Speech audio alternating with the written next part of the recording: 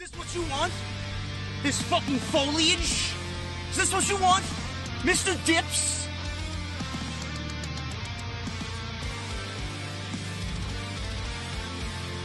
Is this what you want? Me standing in front of EC3 buying designer coats? Is this what you want?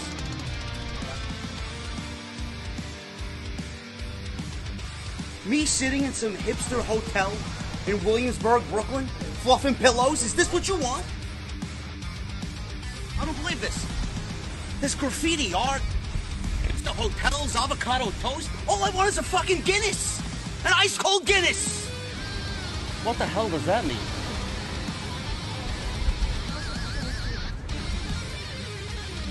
Oh, this is what you wanted.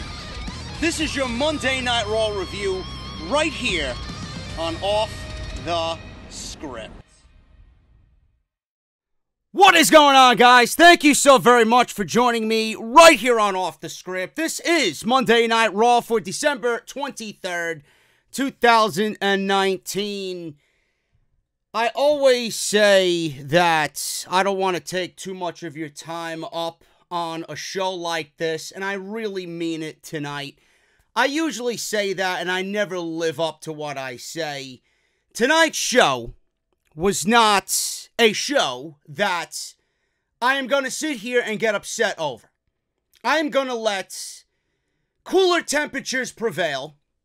I'm not going to sit here and I'm not going to yell, bitch, banter, complain, moan about Monday Night Raw and their god-awful booking and their god-awful creative and how this show sucked and how this show was lifeless and how this crowd sat through more than 5 hours of Monday Night Raw, which on any given evening, I don't know how you're alive at the end of the night, but I am not going to waste my energy talking about how bad this show was tonight because you all know how bad the show was already, just by looking at the spoilers, just by going off of what happened last week and how Monday Night Raw has been producing content and quality pretty much all year.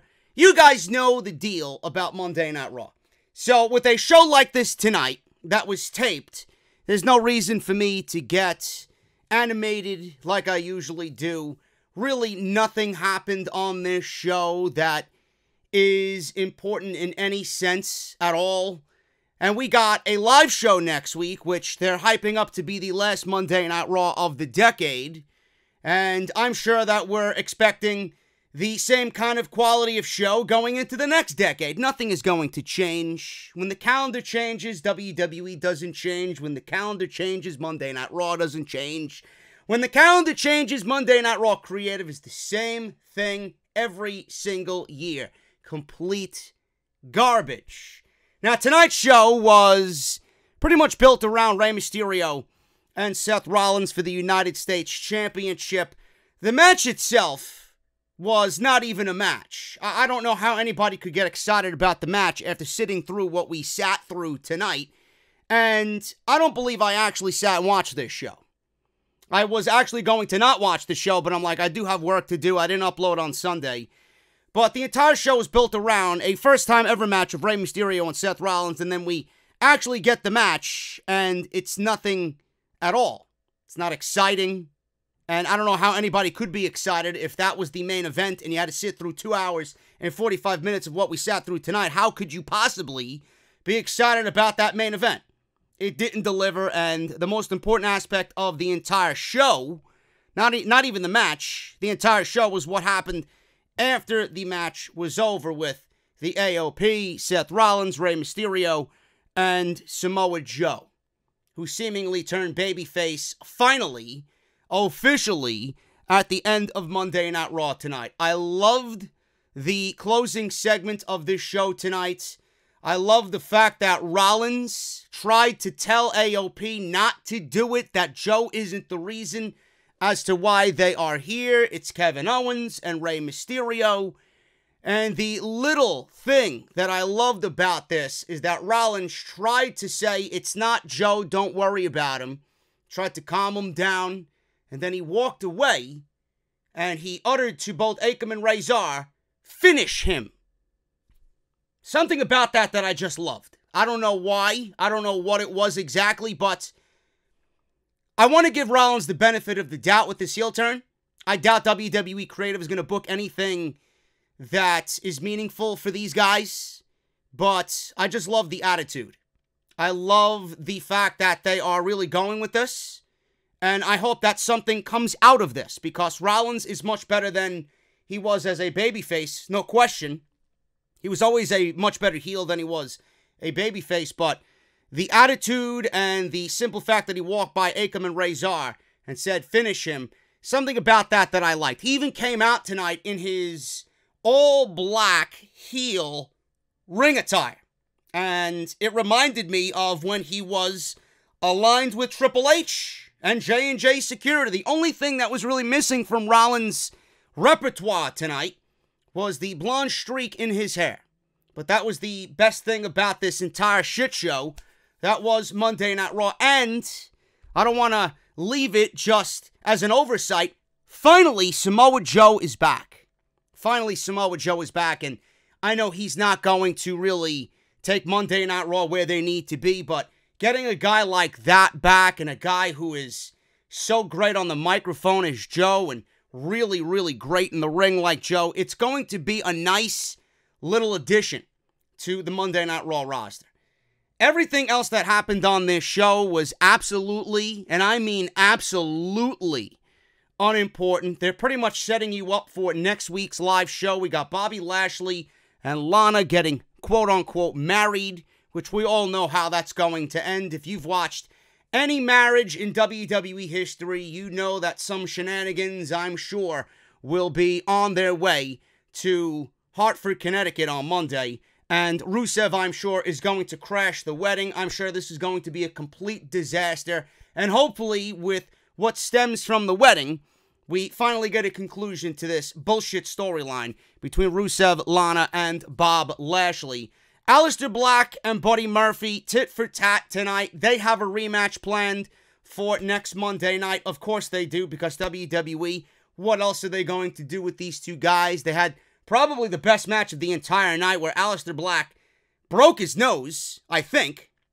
From what I was told, he broke his nose partially. But they are going right back at it on Monday next week in a rematch from TLC.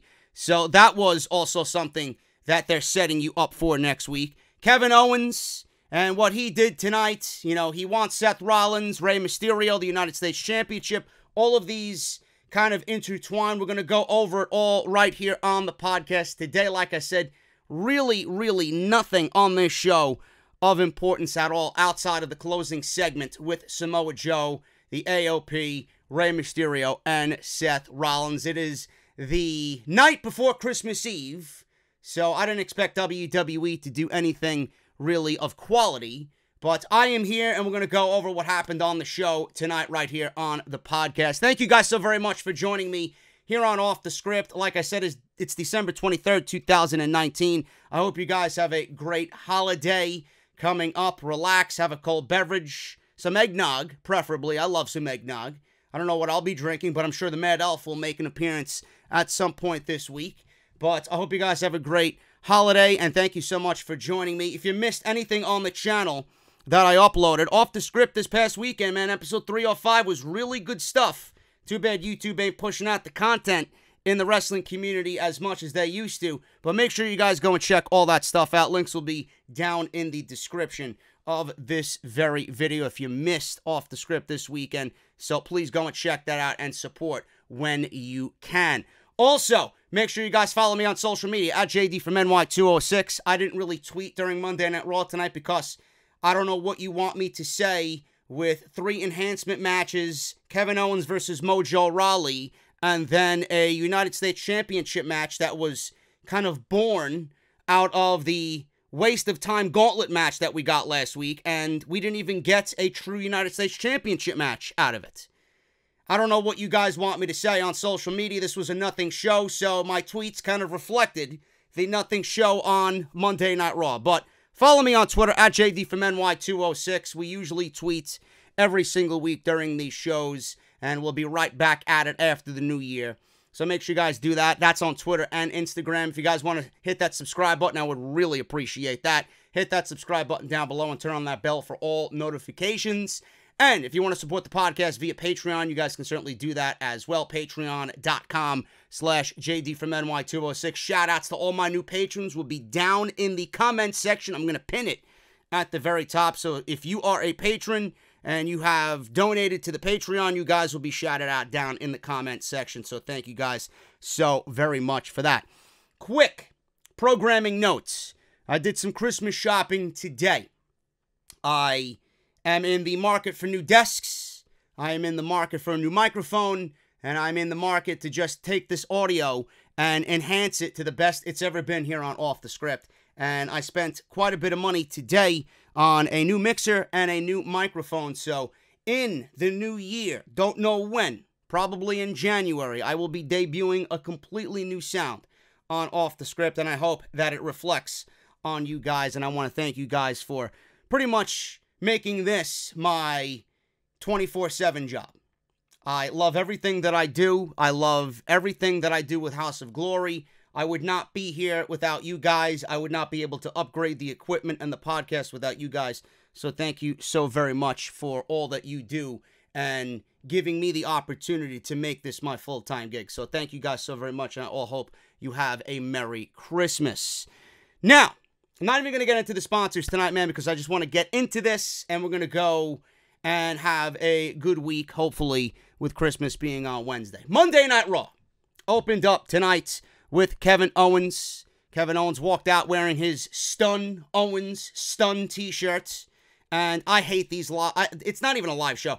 It was taped live last week, and I believe this show was actually taped before last week's live show. So they kind of did things in reverse from what I was told from people who were in attendance who watched the podcast last week. It was taped before last week's live show, so they did everything kind of Quentin Tarantino-ish last week. They filmed the ending first. But these tape shows are completely god-awful, man. I hate, and it's not even the same like NXT. NXT was taped every single week, and I always loved NXT. I would have preferred it to be live, but I always loved NXT regardless because it's NXT. But these tape Monday Night Raws, man, I say it every single time. Every time they go overseas to do their traditional European tour, and Monday Night Raw is going to be filmed in London or Manchester or Glasgow, wherever the fuck they are. These shows are so god-awful, man. These tape shows, piped in crowds, piped in reactions. You know when they cut away, when they pipe in shit. And it just feels so lifeless. It feels so dead. It feels so lame and boring, and I mean, if you guys need a cure for insomnia, then watch one of these tape shows, because that's exactly what they are, and that's exactly how you're going to feel after watching one of these things, man. It just sucks so bad. So when Monday Night Raw and SmackDown have these tape shows, it's just the same feeling, and nothing ever gets better. So this is exactly how the show felt tonight. Owens was out there. We seen a video package of Rollins and AOP and what they did to Kevin Owens. Owens was in the ring, and he said nothing. He wanted to address what had happened, and then Mojo Rawley immediately, yes, Mojo Rawley, I think he got lost. I think he was looking for the catering section, and he found Gorilla and decided to come out and confront Kevin Owens instead. I think Kevin Owens, I think he mistaked somebody in the back, because Kevin Owens apparently was the one who had the cheesecake or the last remaining morsels of the cheesecake in Titus Catering. I don't know. So Mojo was looking for that. So he walked out to the ring. And he said the first thing out of KO's mouth better be an explanation for why he did what he did to him last week with the steel pipe. Kevin Owens said, well, I hate to disappoint you, but not only wasn't I going to be talking about that, I wasn't going to be talking about that at all. Mojo said he's a funny man who needs a reality check, and Mojo then asked if he knows what his problem is. Kevin Owens said he has more than one problem. Kevin Owens said Mojo talks about having an MBA, which apparently is something that smart people have, said Kevin Owens. So if he wants to analyze what his biggest problem might be, he's all ears. But he can't wait to kick his ass again in a no DQ match. So listen, we got a no DQ match. I'm tired of hearing you talk, so get in the ring so I can kick your ass right now and then talk about what is really on my mind and what is definitely more important. He called Kevin Owens, did Mojo, a pretty boy. And I don't know how he gathered that information and called Kevin Owens a pretty boy. He's anything but a pretty boy. This is how far removed from WWE television Mojo Rawley is, that he's out there calling Kevin Owens a pretty boy. Well, what are we going to hear next when Jinder Mahal comes back to TV? He's one of the greatest WWE champions of all time? What a joke. Pretty boy. He said everyone is tough with a pipe in their hands. Yeah, so is Santa Claus. You know, he smokes a little bit of the pipe too. You know, Mrs. Claus smokes the pipe too, but it's something completely different. So, he says, let's start this match. He repeated the stipulations of the match. Kevin Owens said, okay, he's ready to fight. Let's stop talking. We get Kevin Owens and Mojo Rawley in a no DQ match. Mojo Rawley lost, of course. What did you expect to happen here? This went 8 minutes. 8 minutes of Mojo Rawley on Monday Night Raw to open this show. If you guys tuned in to see anything on this show without reading the spoilers, and you seen Mojo Rawley in the first segment of this show, I guarantee you, you picked up the remote control and you changed the channel, and I guarantee you never came back to Monday Night Raw. Am I right? I think so. Kevin Owens wins here. KO caught a charging Mojo towards the end of this thing with a super kick. Climbed to the top rope, landed a swanton, and Mojo kicked out of that. Kevin Owens went for a cover. Mojo tried to slam Kevin Owens through a table he set up a little bit earlier in the match. Kevin Owens blocked it, gave him a stunner, threw him against the ropes, pop-up powerbomb through the table, and that was it.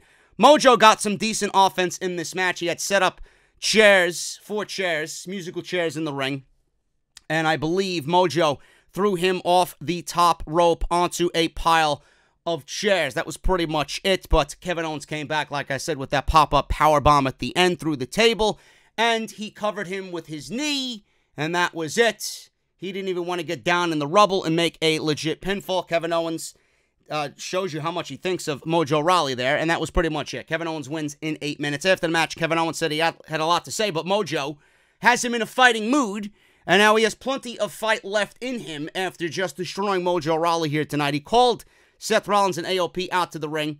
Said he knows their plan is to attack him in the back, but the least that they could do is attack him out here in front of the fans so that they could enjoy it. I don't think these people enjoyed anything, to be quite honest with you, because before this show, they actually sat through 3 hours of a shit Monday Night Raw. So they're not enjoying anything right now, Mr. Owens. I'm sorry to explain that to you.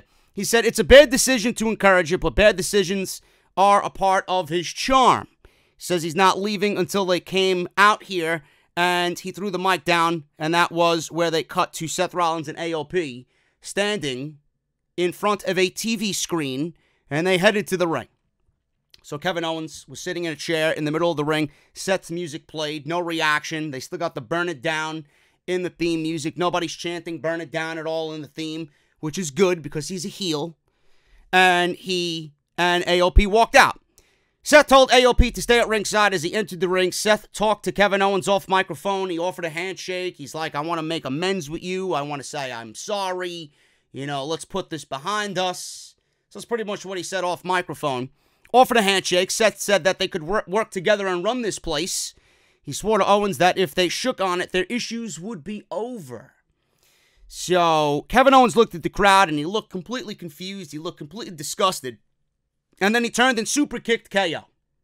So Rollins super kicked KO. AOP swarmed into the ring to attack Kevin Owens. Seth Rollins stomped at Kevin Owens. They left Kevin Owens face down on the mat.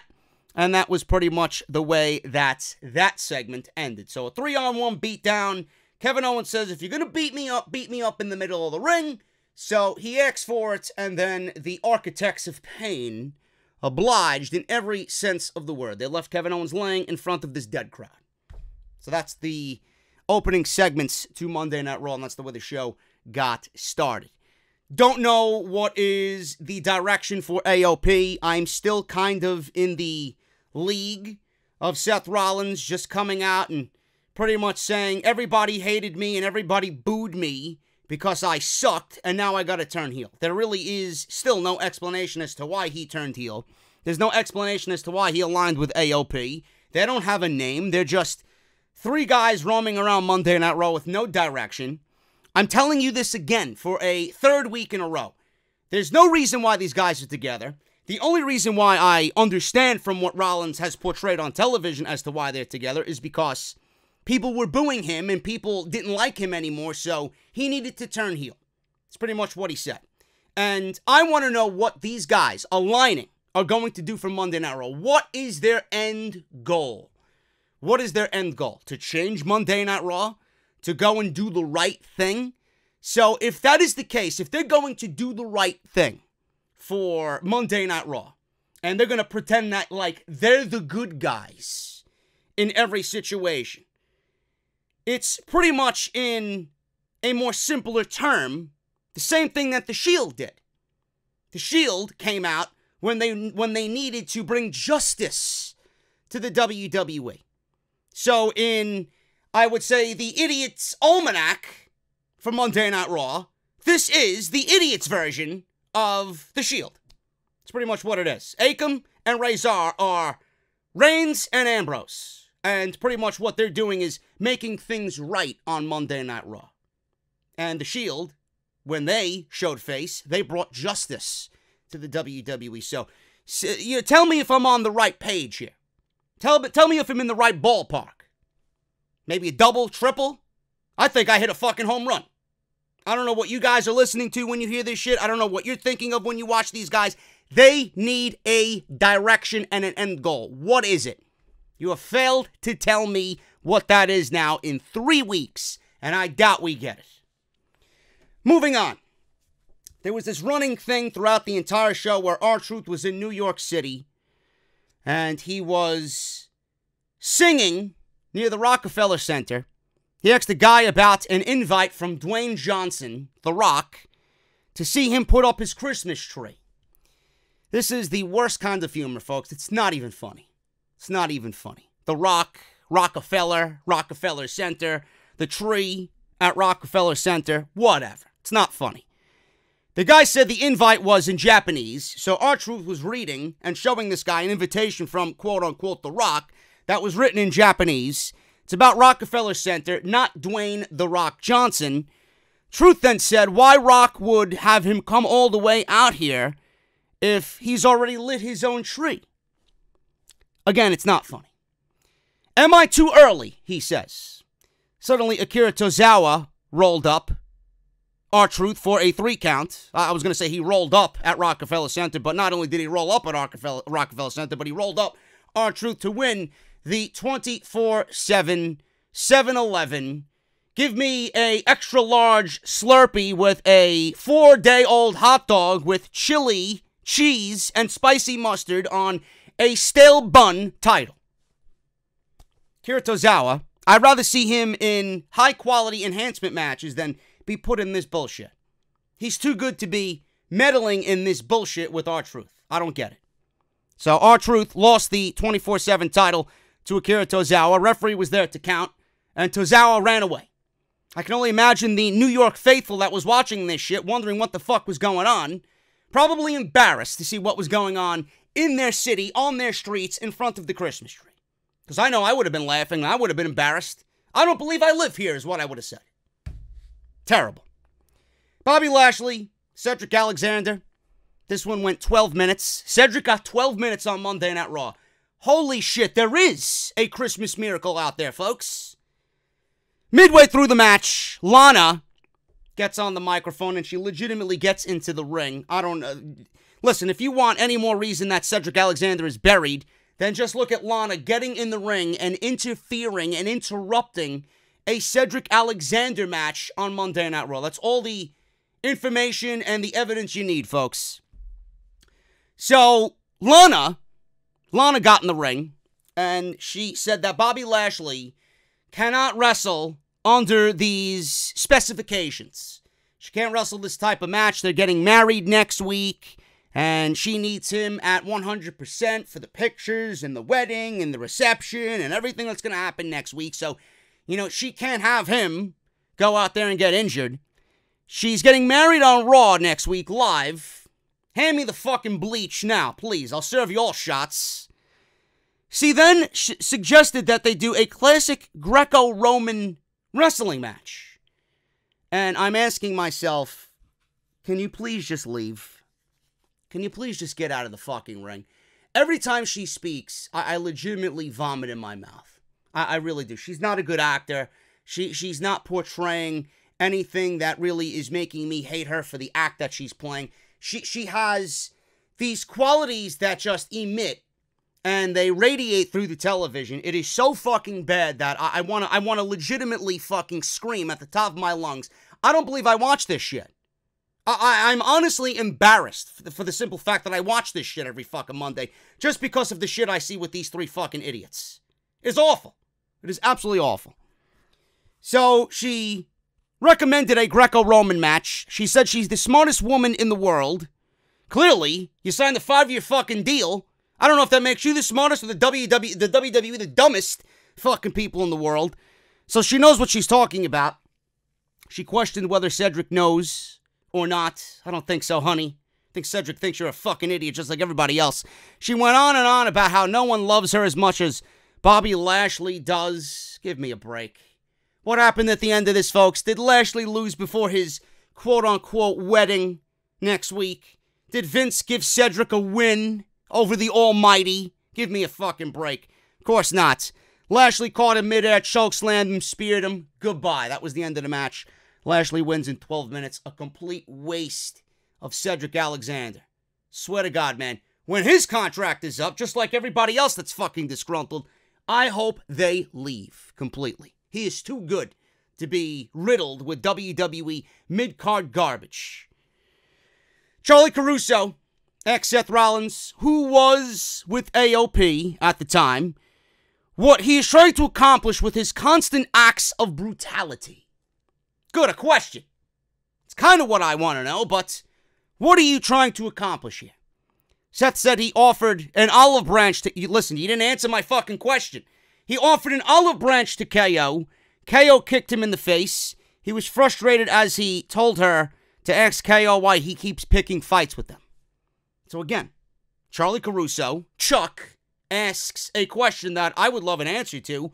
What are you trying to accomplish here? And all he said was that he tried to extend an olive branch to KO, and I need you to go ask Kevin Owens why he keeps picking fights with us three. Great question there, Chuck, but Rollins gives the fucking first great answer.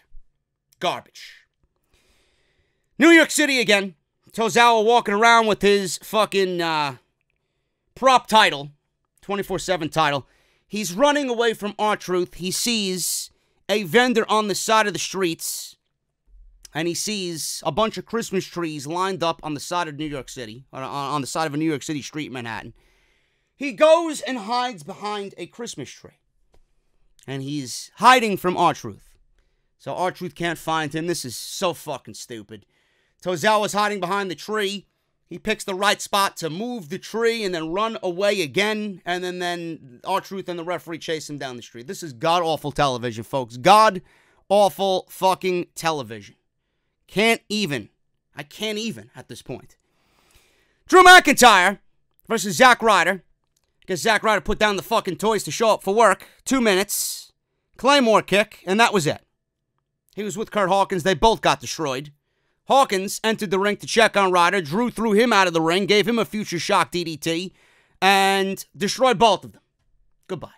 Drew McIntyre gave, he gave a future shock DDT to Ryder and then a Claymore kick to Kurt Hawkins after the first Claymore kick to Zack Ryder. Go back and play with your fucking action figures, bro. Go emulate Grimm's Toy Show. Get the fuck off television. I don't know why these guys are still employed by this company. This is all you are worth to them. Seriously. That's all you're worth to these people. I don't get it. Becky Lynch. Finally, she shows up on Raw in the ring. Becky Lynch walked out to her music. Held up the WWE Raw Women's title. And she's in the ring and she's cutting a promo. She says she has a lot on her mind as of late. She said some of that was addressed last week. She said she realizes that she does so much better when she takes things into her own hands around here. She said she is out here to do that. She's become the face of this company. I would say that is kind of true, but if Becky Lynch is the face of the company, I don't think the WWE is heading in the right direction. Her stock has dropped immensely. So I'm not sure if WWE is really proud to, express that to the world. Becky Lynch is the face of the company. I love Becky Lynch. I think Becky Lynch is great. I don't like when WWE forces Becky Lynch on everybody. I don't like Becky Lynch when she is cringe the way that she is. I don't like Becky Lynch when she's, comedic. This is a tough guy, Becky Lynch, and with the rise of Rhea Ripley, it really makes everybody think that's what Becky Lynch should be for the main roster. She's not really showing any of that Rhea Ripley toughness in her own act. It's just soft. It's the best way for me to put it. And I don't know why it bothered me tonight, man. I know it's been a little thing that everybody's talked about on social media. What is with her licking her lips when she speaks? Do you know how ridiculous she looks? Like, I don't know if she's trying to do it to act tough, but you come off as anything but tough when you do what she does. I don't know why it bothered me so much. I'm looking at her, and I'm looking at her speak, and I'm looking at her lick her lips after every fucking sentence. Why? It doesn't make you any more intimidating. I don't think Becky Lynch is as intimidating as people really think she is.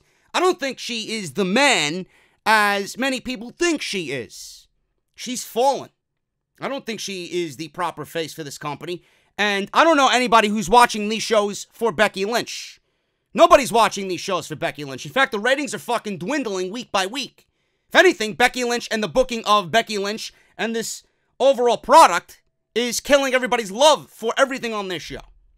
So I don't know why Becky Lynch wants to be the face of the company, because in a day and age now where everything is just so unimportant and there's just such little interest in everything, she's out there bragging that she's the face of the company. You're bragging that you're the face of the company in the wrong fucking time, honey. You don't want to be the face of this company right now. Because nobody is going to do anything as far as generating interest for the WWE. And that's on them. That's on them. She said that WWE is trying to protect her. She doesn't give a damn about what the company wants. Well, the company doesn't give a damn about what we want. Clearly, look at your own division. Clearly, look at your own division. She said she stayed quiet for too long because the man versus Asuka has to happen next. She said that she won't take no for an answer. She told Asuka that Asuka is the only woman to ever beat her fair and square. She said the man has to come around to collect one last debt. What do you say, Asuka? So Asuka's music played, which I was surprised by because I thought WWE was going to throw the Kabuki Warriors theme music out there, because out came Kairi Sane. Yes, Kairi Sane came walking out with Asuka, but we got Asuka's singles music, which was a great touch. Glad they didn't go and play the Kabuki Warriors theme, because this is Asuka. It has nothing to do with Kairi Sane. This is Asuka and Becky Lynch. Asuka's yelling in Japanese. She said, Becky, do you remember TLC? We are the champions. So she's laughing. Kairi Sane is laughing. She then referred to herself as Asuka Two Belts. Becky said she's happy to put her title on the line. Is that what you want? Is that how I'm going to have to get a match with you? You want the Raw Women's Championship on the line. Will you name the place and the time, and we'll do it? Becky then said something in Japanese. I don't know what she said in Japanese, but she spoke in Japanese to Asuka, and that's the way these segments went off the air. So Asuka, I'm sure, no matter what Becky Lynch said, is going to agree to a match with Becky Lynch. If Becky Lynch wants it, Asuka is not going to back down from Becky Lynch. Clearly, this is being set up for the Royal Rumble. Don't mind it, and it's all in the follow-up. If Becky Lynch goes into the Royal Rumble, undoubtedly to beat Asuka, what's next for Becky Lynch? I don't know. Asuka, to be honest with you, might be the end of the line for Becky Lynch. Because if you guys think about that, she has one last debt to collect. After that, Becky has no more debts to collect. After that, Becky is public enemy number one, and Shayna's going to be on the main roster, and then it's going to be Shayna who has a debt to collect, and that debt comes with a big price tag, and that's the Raw Women's Championship. Becky won't be the face of the brand anymore. It's going to be Shayna Baszler. That's what's going to happen. Can't wait to see that happen. Aleister Black versus a jobber. I don't know his name. I didn't get a name. Who gives a shit? This match was 1 minute. Less than, probably. A jumping knee. A black mass. That was it. Simple. Aleister Black went back to the black traditional trunks that he wears. Instead of the green that he wore at TLC, which looked terrible. He's back to the black. Because he's Aleister Black. Nothing to do with green. I don't know where he got that color from. But it didn't look good on him. So we got Buddy Murphy. As Black was walking up the ramp, Buddy Murphy was walking down the ramp because he had a match immediately after Aleister Black. So he wins in 1 minute. Probably less than that. 45 seconds. He did the same thing as Aleister Black. A jumping knee. And then he picked up his opponent, who I didn't get a name on. Who gives a shit? He picks up his opponent. You know how Aleister Black picks up his opponent with his boot as he gets ready for the Black Mass. Buddy Murphy did that, but he didn't do the Black Mass. Instead, he picked up his opponent by his face with his boot, and he delivered Murphy's Law. 1, 2, 3. Buddy Murphy wins. I love Samoa Joe. What you could do, I could do better. So it's a tit for tat, back and forth between Buddy Murphy and Aleister Black. 2 squash matches. Set up the match next week as if we really need it. I mean, this is the laziness of WWE. We didn't need to see any of this tonight at all. This setup, whatever you've seen here tonight with these 2 guys and these 2 jobbers, sets up next week. All you needed was what happened at TLC to set up another match. Buddy Murphy wants to fucking fight. He doesn't need to go through a jobber to prove to Aleister Black that he could be better. Buddy Murphy just knows that he's better. But I get where you're going. So after this, Black watched the entire Buddy Murphy match. That's how short it was. He was standing on the ramp watching Buddy Murphy in the ring. Black walked back to the ring and offered Murphy a handshake. There you go. Buddy Murphy's like, okay, I could do what you did better. So Black offers him a handshake. Murphy almost did it, pulled back because he's a dick. And he went to leave. And then he turned back and Black gave him a spinning hook kick. I believe he gave him Black. I turned away. I legitimately turned away. It was that quick. And he knocked him out, sat next to him, and stared at him while his music played to end the segment. I don't know why you're going to have these 2 squash matches. You know, Black wins his dominantly. Buddy Murphy wins his dominantly. And then at the end of this, Buddy Murphy is just laid out anyway. So what was the fucking whole thing about what you could do, I could do better? Clearly, Buddy Murphy is a fucking loser to these people because he got laid out. Whatever they did, the 3 minutes that was wasted here was a complete waste of time because they let Buddy Murphy in that ring with Black and he got laid out. There was no purpose at the end of that segment for what we've seen back and forth with these 2 jobber matches. Shitty fucking booking. Absolutely shitty booking. Charlie Caruso was backstage with Rey Mysterio. He was speaking, and he said he wants to defend his title against the very best, and Seth is among those, being the very best. I don't know as of late, but he said Seth is among the very best. Well, if you talk to Seth, he's the best wrestler on the planet, and to me, when I hear that, I think Rollins should go into comedy and not into wrestling. That's just my opinion. He said this match will have an asterisk on it because it's not just Rey versus Seth, it's Rey versus Seth and AOP. So Rey is a fortune teller. Rey is a clairvoyant. He sees into the future. Or, never mind those things, maybe he's none of those things. Maybe he just knows WWE booking. He's been there long enough. He's been around the fucking mill once or twice before. He knows exactly what creative has in store for him. He knows creative so well that he knows that it's probably going to end in a fuck finish. Because why not? So, he said that they are running around the WWE like a playground. I would rather run around a playground for 3 hours and watch this fucking show, to be honest with you. Doing whatever they want, whenever they want. But they made a mistake last week in not finishing what they started with him. Ooh, Rey Mysterio sounds tough. Where's your pipe, bro? Maybe bring the steel pipe with you. He said he will land the 619 and walk out still the United States Championship. Or champion with the United States Championship. Whatever.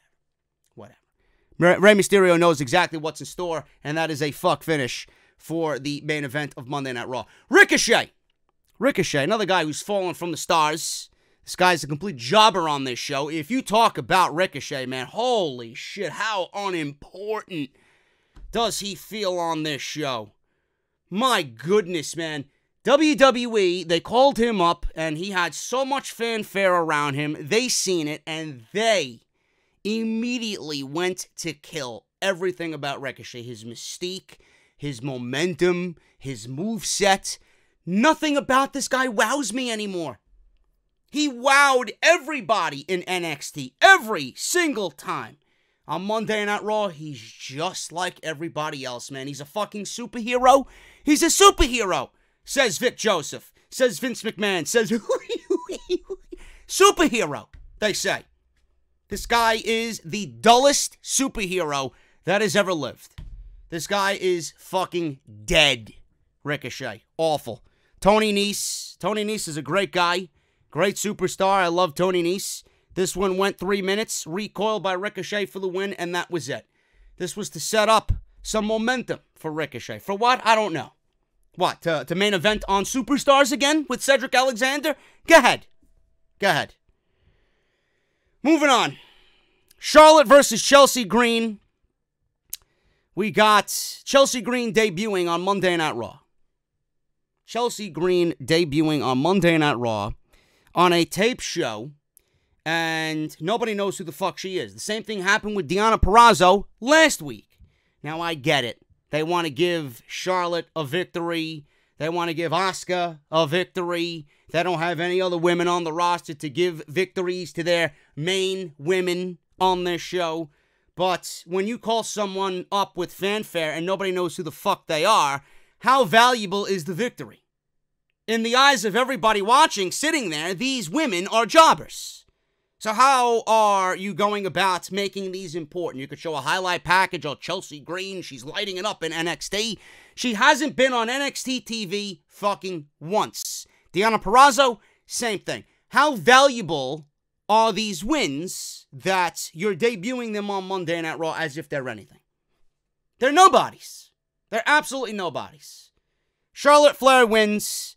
Charlotte came back with some chops, one with a figure eight. Chelsea Green tapped. Hey, listen, Zack Ryder wasn't a complete loser tonight. His girlfriend, or his fiance, I should say, because they're engaged. His fiance was backstage with him on Monday Night Raw. They get to hang out after the show and travel together and go home together for the holidays. There you go. There you go. Chelsea Green loses. Charlotte wins. 4 minutes. That was it. So we got this R-Truth and Tozawa thing, man. Went through the... It's fucking embarrassing. We had Truth and Tozawa meeting with Santa Claus. Santa Claus was standing in front of the venue, and he was standing there with his bell. I tried to figure out who Santa Claus was. It looked like Chris DeJoseph to me. It looked like Big Dick Johnson under the suit.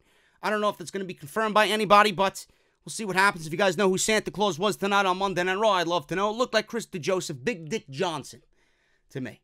He's ringing the bell. Says he's got gifts for R-Truth and Tozawa.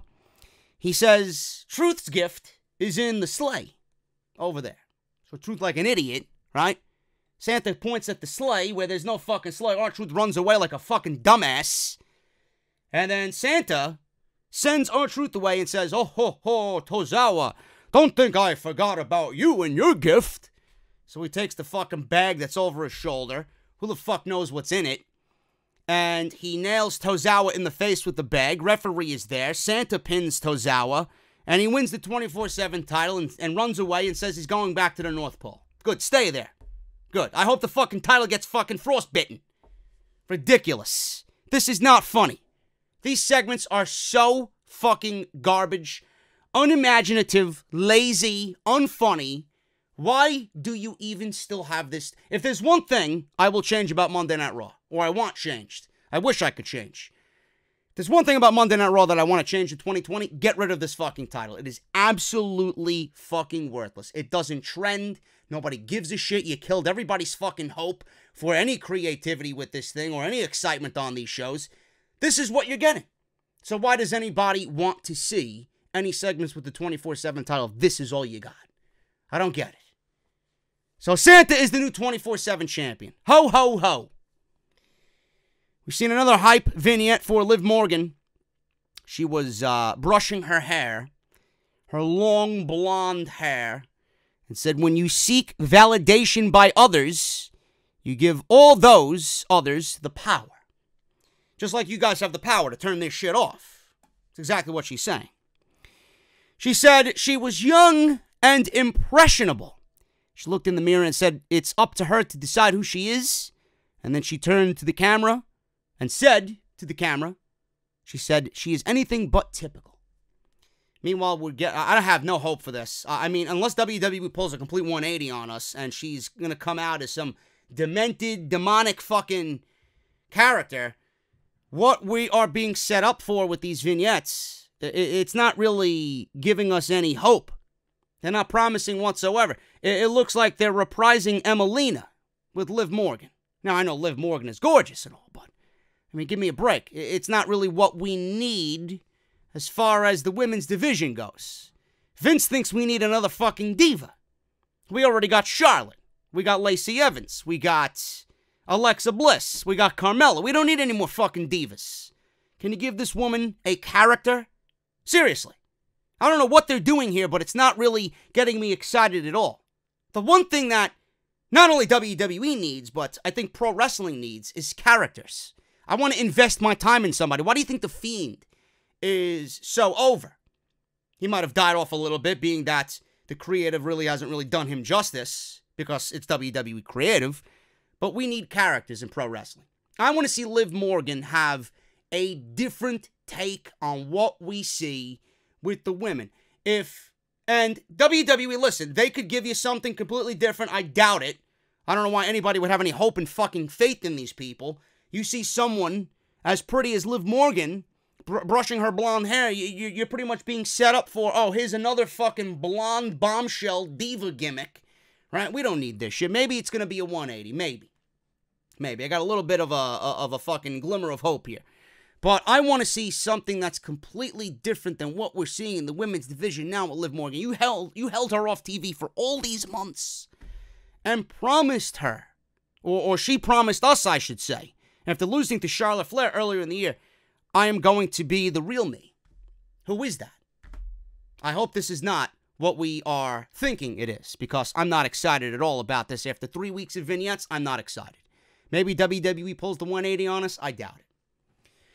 Viking Raiders, Randy Orton versus the OC, another six-man tag, folks. Monday Night Raw has been six-man purgatory in 2019. This was no different. The OC win.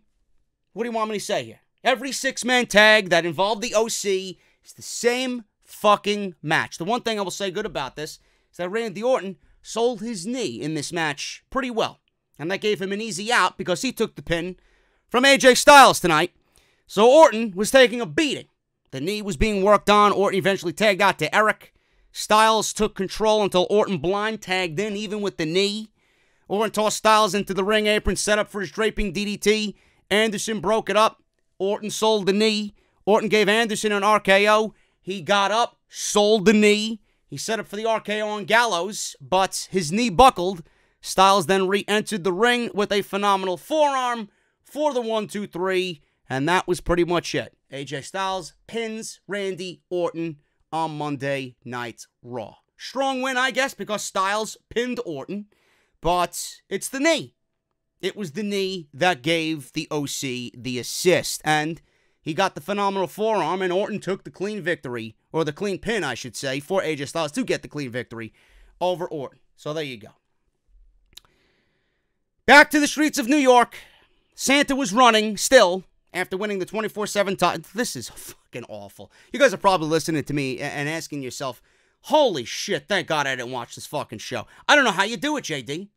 Me neither. Santa was running, and he said he was tired because he's fat and old and smelly. He found his sleigh. Truth and Tozawa chased after him, got in a horse. You know those horse carriages in New York City? I hate them, by the way. I think it's animal cruelty, just my personal opinion. So they had a slow speed pursuit as they chased Santa Claus. They traveled side by side. Santa got out, ran away, and he said Santa has to run faster. He was speaking in the third person. Santa has to run faster. So that was pretty much it. Truth said the horses were bad reindeer because they didn't get Tozawa in Truth to Santa Claus fast enough. I don't know who wrote this shit, but man, give them a fucking termination paper immediately. Erick Rowan, who has the GoPro camera in his cage, because that's what exactly is in there. I don't know what the fuck is in there. I don't even know at this point who cares what's in there. He was saying, you look unbelievably cute. Look at you. What's in there? Do you even give a shit at this point? Probably not. So, we got Erick Rowan versus Travis Horn. This guy looked like, I don't know. This guy looked like somebody out of fucking Breaking Bad that was found in some fucking meth dump, right? This guy was in the ring. He had something written on his trunks. I don't know what the fuck he had written. He had excited or something. I don't know. He had something fucking cheesy written on the back of his trunks. And he had candy canes sticking out of his trunks. And he gave Erick Rowan a candy cane. So he gave Erick Rowan a candy cane. Erick Rowan was looking at it.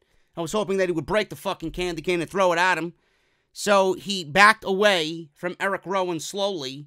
He walks over to the cage, and as all these jobbers do, they walk over to the cage or they try to get near the cage, they get blasted. So Erick Rowan wins here in 1 minute, and he gave him a claw slam for the victory. Erick Rowan still jobbing, or Erick Rowan beating jobbers, I should say, in these enhancement matches. How many weeks now? How many weeks now? Where are we going with this? Hopefully, by that first or second episode of Monday Night Raw, we see what's in the fucking crate. I don't know what they have lined up for Rowan. I don't know where they're going with Rowan. I don't know who they're going to feud him with over this fucking crate. But, I mean, I don't give a shit. I really don't. I don't know what else to tell you guys. Santa was running near the Lincoln Center. Another Santa Claus segment with Truth and Tozawa. They caught up to him. Truth shoved him down, pinned him. The referee threw a fit. Said he's been chasing them all over the city. It's too cold for this. He's going home. So the referee left. Santa then told Truth and Tozawa that they're getting coal for Christmas. Truth made a Michael Cole joke. Nobody wants Michael Cole for Christmas. I didn't laugh. Truth then called for a truce and asked Tozawa how you say Merry Christmas in Japanese. Tozawa said, Merry Christmas. There you go. After all that, we got Tozawa winning the 24/7 title, and then Santa winning the 24/7 title, and then R-Truth winning the 24/7 title. There you go. I don't know. I don't know what else you want me to say. Rusev was in the ring. I wish he wasn't.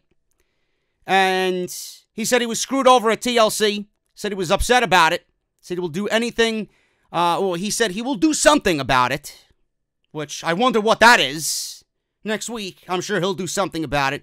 Says he's not upset that Lana is marrying her hot-cut boyfriend. God, this fucking dialogue is awful.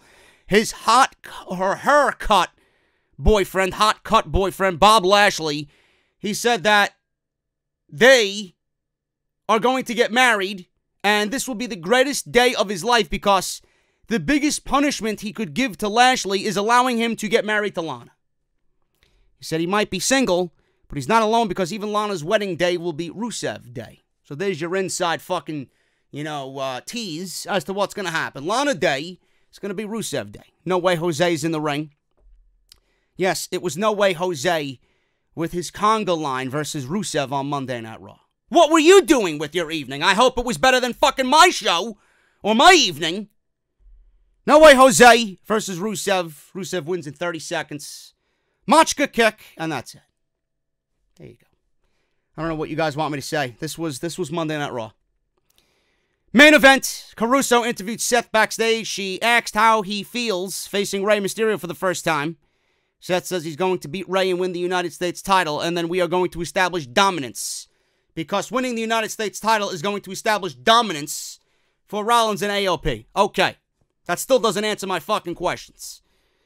So, Rey Mysterio versus Seth Rollins. This one went to a DQ. Folks. It barely went 10 minutes. Now, I want to paint a picture for you before we get the fuck out of here. We're already almost an hour into this thing. I want to paint a picture for you right before we get out of here, before you guys enjoy your Christmas Eve. We go through a 1-hour gauntlet match in which it could have been completely just left off the show because all they did was get us to Humberto and Andrade at the end of that particular segment last week. So Andrade DDTs Humberto on the concrete, and they want to set up Humberto versus Andrade part 11 whenever they fucking go at it again. So we really didn't need the gauntlet match to find a number one contender because WWE was never going to find a number one contender for Rey Mysterio. So they wasted our 1 hour to find a number one contender where we didn't get a number one contender. Rollins comes out in an interview after the match and challenges Rey Mysterio for the United States Championship. He gets it. He has nothing to do with the match at all. So he gets a title shot by literally not even competing and doing nothing. All he did was say he wants a shot and he got it. Come to this week, we got the main event of the show. And we get all of that happened last week on top of Rollins asking for a title match. And then we get the title match and the AOP at the end just cause a disqualification. So on top of what we got last week, we get this match that didn't even make any sense. And then another double middle finger fuck you by WWE because not only did they waste an hour of our time, they made no sense of Rollins even asking for a United States Championship match. Why even give him a United States Championship match if this was the ending result? Why couldn't you just do a first time ever match without the title being on the line? I don't get it. Did the title really need to be on the line? Did Rollins deserve the fucking championship match to begin with? Did you really need to give us a title match after what we seen with these 6 other fucking idiots who didn't do anything? Who fought their heart out for a title match that never was even determined upon? Only to get a DQ ending here. I don't understand the logic. If you wanted to give me Rey and Rollins, great. You could have given me Rey and Rollins. But give it to me in a no championship format. Non-title. Doesn't need to be a title match. Because you're pretty much adding extra shit on top of what happened last week with the gauntlet match. I don't get it. I don't get it. Now, Rollins is not upset at AOP? This is a United States Championship match, and he just goes about not giving a shit. You just caused me a no DQ. You caused me a disqualification here. And you made me not win the United States Championship. I guess he doesn't give a shit. How does it make Rollins look for asking for the match and then walking away without giving a shit about the United States Championship? How does that make the United States Championship look? How does that make everybody in that match, those 6 guys last week, look? Does nobody understand my frustration here? Said I didn't want to yell, said I didn't want to bitch and moan, but that was uncalled for. It's WWE. This is their Christmas show. Did you expect anything less? Unreal. A waste of everybody. Nobody thinks. Why do I have no script for anything here? Bullet points as to what happened on this show tonight. Why am I giving you this information off the cuff, and these people have all week to think of this shit, and this is what they come up with? After the match, Seth and AOP attacked Rey. They threw him into the barricade. They threw him into the LED screens around the ring. One of those spots was really brutal. I don't know who it was, but one of the guys in the AOP threw him against the LED board, man. And he threw Rey literally on the lining of the ring apron. It looked sick. AOP then dragged Rey up the ramp to the announce table. So Vic Joseph and Jerry the King Lawler get out of Dodge. They wanted Joe to move, and Samoa Joe, was not moving. No, I sit here and commentate, he says. I'm not moving. He says, if I get up, it's not to move. It's to kick your asses. That's exactly what Joe said. He stood up and approached AOP. Seth stepped between them and asked them to back away. It's not anything to do with Samoa Joe. It's all Rey Mysterio. We're going to take care of Rey. It's about Kevin Owens, blah, blah, blah. So Joe took his jacket off and he was ready to square up and fight anybody that wanted to get in his way. Seth apologized and said Joe has his job. You do a very good job. And he has their job. He has his job to do with AOP. So as Rollins walked away after kind of telling Joe, it's okay, we don't want any trouble, we come in peace, we just got to do our thing with Rey, right? He turns his back, he walks away, and he mumbles to AOP as he walks in between them and walks away from Joe, "Finish him." And then they started beating up Samoa Joe. It's a 2-on-1. Seth turned around, watched AOP destroy Samoa Joe, and fans were chanting for Kevin Owens. Seth turned around and gave Rey Mysterio a stomp on the stage. AOP threw him into the Christmas trees and the Christmas presents that were on stage. Rey was trying to get up, and Rollins gave him the stomp, and then AOP took Samoa Joe and powerbombed him through his own announce table. I am giving Seth Rollins the benefit of the doubt. Again, I said it in the beginning. I like that little sequence where he said, "Finish him," to AOP. Rollins, week by week by week, slowly has transformed into a good heel. We know he can be a good heel. The only thing I have an issue with is what the fuck are they doing together? What is their end goal? And I mean this when I say it. It's like they're the stupid idiots version of The Shield. They want to do right because they think what they are doing is right. They are for the right side. But that's exactly what The Shield were for. The Shield, every time they showed up, they were set to bring justice, which is just pretty much a nicer term for doing what is right to the WWE. Are they the poor man's version of The Shield? What is their direction? The Shield had a meaning and a reason for being on TV. These guys, I don't know what their reason for being aligned together is. What is their end goal? What do they want to accomplish on this show? We got no answer unless WWE is somehow strategically coming up with a proper reason to give us with these guys. I doubt it. I doubt it. Winning championships is not the end result. These guys don't need championships. AOP don't need the tag team championships. There's no division. Rollins clearly he doesn't want the United States Championship. Otherwise, he'd be a little bit more upset after losing this match by disqualification tonight.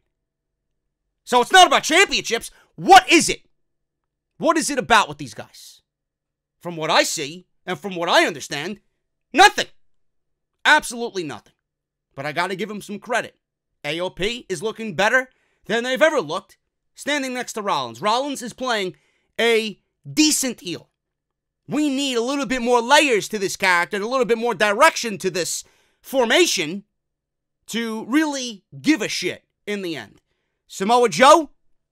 Listen, Samoa Joe was on the cusp of turning babyface before he got hurt. So now Samoa Joe is involved in this thing?